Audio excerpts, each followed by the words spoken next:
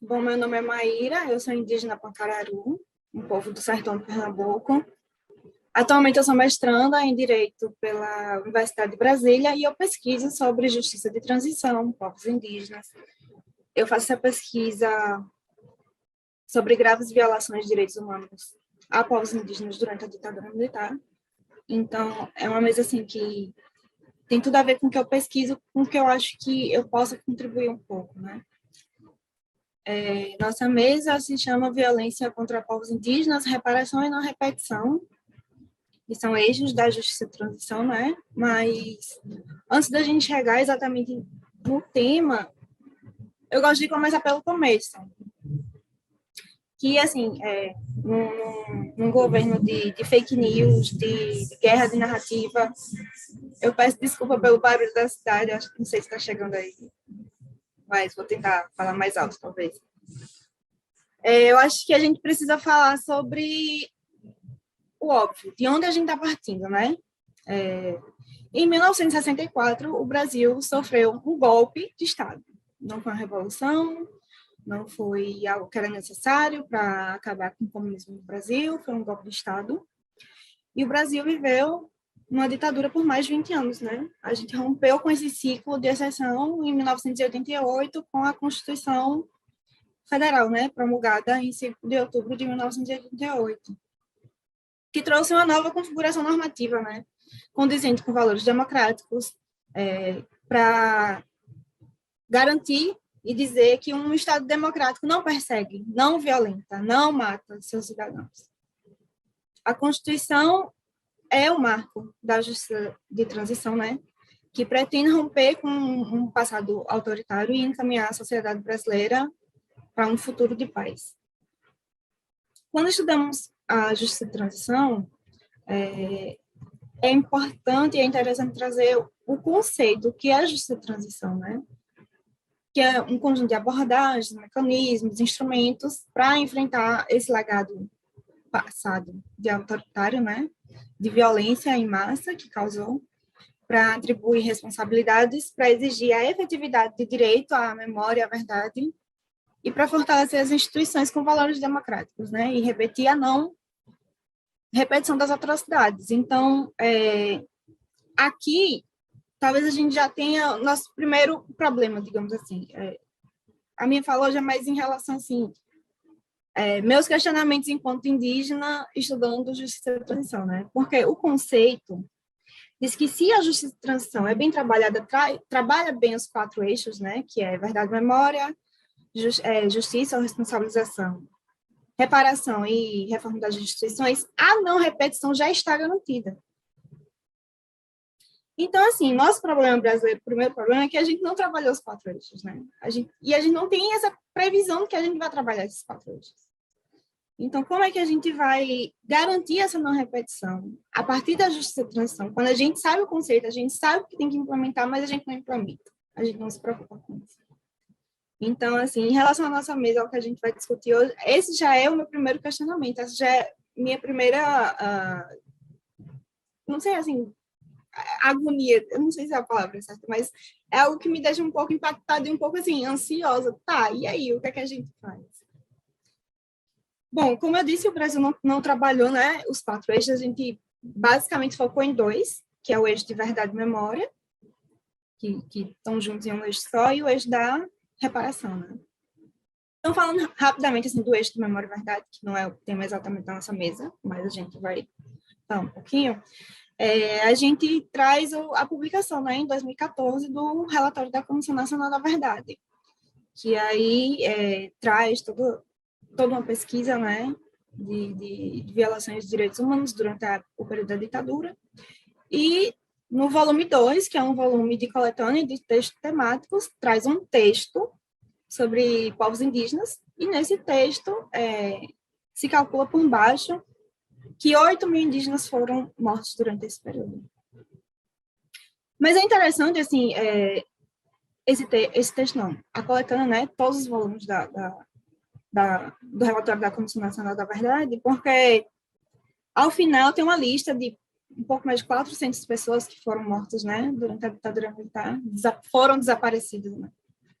E é muito impactante como vários estudiosos de justiça e transição se referem a essas pessoas, essas 400, como se fossem as únicas que tivessem sido mortas e desaparecidas durante esse período. O mesmo relatório fala em 8.000 indígenas, fala em 1.000 alguns camponeses e fala dessas 400 pessoas. Então, por que só essas 400 pessoas são sempre mencionadas? O que acontece? A própria topografia, digamos assim, do relatório da Comissão Nacional da Verdade é interessante, assim, porque esse número de 8.000 indígenas está dentro de um texto, como disse, um único texto, dentro de uma coletânea de textos chamados um eixo temático. E, ao final, se volta para esses perseguidos, esses 400. Então, tá, mas qual é o número final? E por que a gente não fala desses 8.000 indígenas que perderam suas vidas, né, durante a ditadura militar?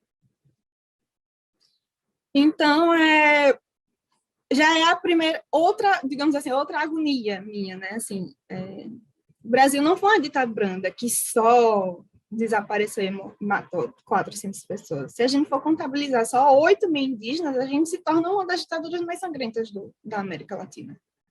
Isso porque esses 8.000 indígenas é aquele número por baixo, que foi o pouco que o grupo de trabalho sobre indígenas da Comissão Nacional da Verdade conseguiu apurar. Esse número pode ser exponencialmente maior. Então, é algo que a gente tem que martelar, assim, sempre. Dizer que nós tivemos uma ditadura sangrenta, mortífera, que pretendeu, assim, dizimar povos mesmo. Então, é algo que eu preciso deixar sempre pontuado também, né? Mas, entrando especificamente no eixo da reparação, também quando eu percebo outros estudiosos de justiça e transição falando sobre esse eixo, eu percebo que existe um certo orgulho, né, em relação a ele, porque é como se fosse o eixo que o Brasil mais andou, mais caminhou, mais desenvolveu, né? Conseguiu se desenvolver. Então, a previsão de reparação ela já aparece no artigo 8º do ADCT, né, que são o ato das disposições constitucionais transitórias. E o artigo 8º, ele fala o seguinte: é concedida anistia aos que, no período tal, foram atingidos em decorrência de motivação exclusivamente política. E aí, esse artigo 8º, que ele, digamos assim, ele abre para a anistia brasileira, ele coloca esse exclusivamente política, também já é um outro problema para povos indígenas. Porque quando as pessoas pensam em pessoas que foram perseguidas exclusivamente por motivações políticas, as pessoas pensam num perfil muito específico de pessoa. Geralmente, a pessoa branca, que mora na cidade, que estava, sei lá, em um cargo público, que estava no seu emprego, que estava na universidade, e por ter uma ideologia política diferente da que era do governo militar, foi perseguida. Então, imagine assim, como que a gente vai encaixar povos indígenas nesse perfil? Que, no geral, a gente estuda violações a povos indígenas, mas até a gente conseguir encaixar um indígena, digamos assim, existiu um indígena que vivia na cidade, que foi perseguido, até esse único indígena, ele já não consegue se encaixar nesse perfil que já foi determinado nesse artigo 8º do ADCT. Então, já é outra preocupação em relação à justiça de transição. Seguindo, a gente tem que pontuar que o artigo 8º ele foi regulamentado pela Lei 10.559 de 2002. Então, a gente já percebe, primeiro, o lapso temporal, né? O artigo 8º de 1988, né, do ADCT, e ele só veio ser regulamentado em 2002. Quanto tempo depois, né? Então, percebam o problema também de tempo em relação a isso. E essa regulamentação, essa lei, segue essa lógica desse perfil de pessoa que foi perseguida durante a ditadura militar, esse perfil de pessoas que precisavam ser exclusivamente perseguidas políticas, e, de novo, de acordo com essa lei, é muito difícil a gente encaixar pós-indígenas. E aí já é outra preocupação minha, nossa, que estudamos justiça de transição, né?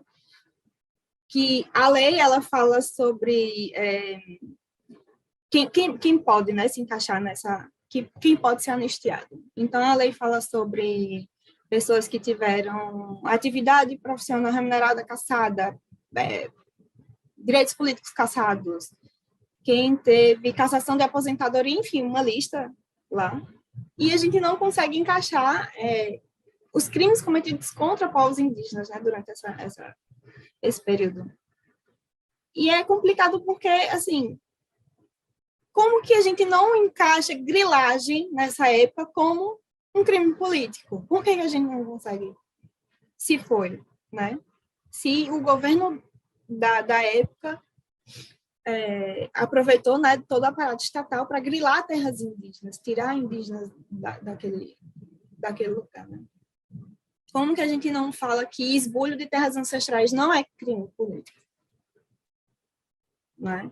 Pessoas que foram removidas forçosamente de suas terras.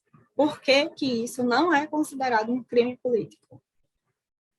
E aí a gente tem vários outros tipos de crime, né? Que, inclusive, o próprio relatório da Comissão Nacional da Verdade traz, né? Pessoas que povos, né? Que tiveram suas casas queimadas ou inundadas para construir hidrelétricas. Por que que isso não é crime político? Por que que isso não se encaixa em crime político? E por que que esse povo não pode ser anistiado também? E aí a gente pode falar de bombardeios em ataques aéreos, né? Chacinas a tiros, esfaqueamentos, decapitações, destruição de locais sagrados, que o próprio Dinamão falou aqui já, né? O uso de napalm, de agentes biológicos.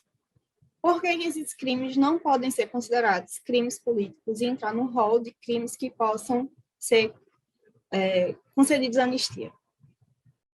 Então, essa é mais uma questão que eu trago enquanto indígena pesquisadora de justiça e transição, né? A gente está se aproximando de um período político sui generis, digamos assim, porque a gente está chegando em época de eleição, né? E a gente tem dois caminhos, assim, facilmente visíveis, digamos assim, delimitáveis, né?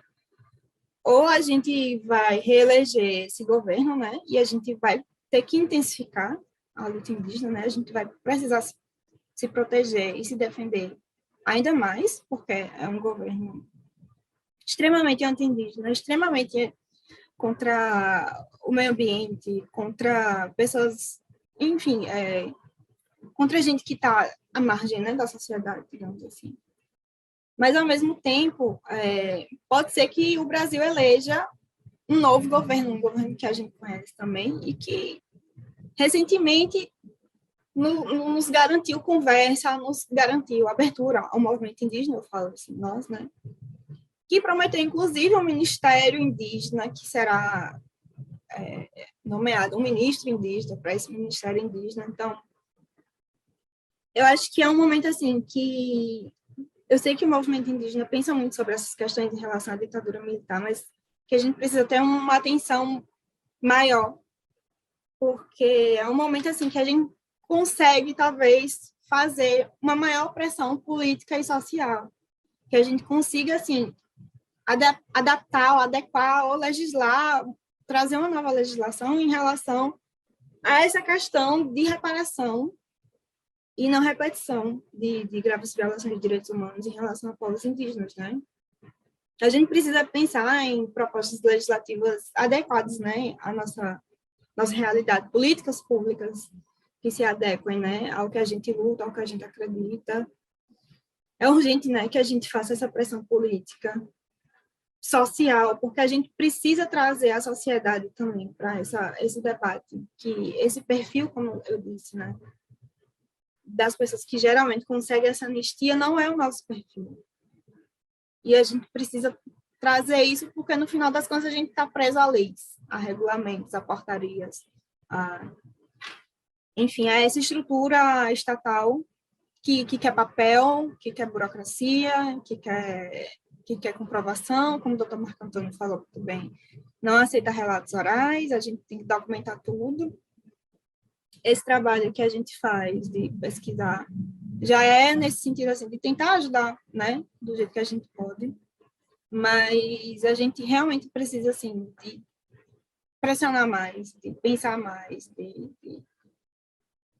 de não sei, de trazer, tentar sensibilizar a sociedade não indígena, a sociedade envolvente, de que essa é uma questão grave, que ela emperra com que a gente chega, de fato, no Estado Democrático de Direito, porque é outra coisa que o conceito de justiça de transição traz, né? E quando a justiça de transição é bem aplicada, ela vai desligar a gente de um passado autoritário e vai levar a gente para um futuro de democracia. Se a gente não romper esse ciclo de violência, como é que a gente consegue abrir a boca para dizer que o Brasil é um Estado democrático de direito? Não pode. Enfim, é isso. A gente não quer essa promessa de futuro, de paz. A gente quer paz agora, no presente.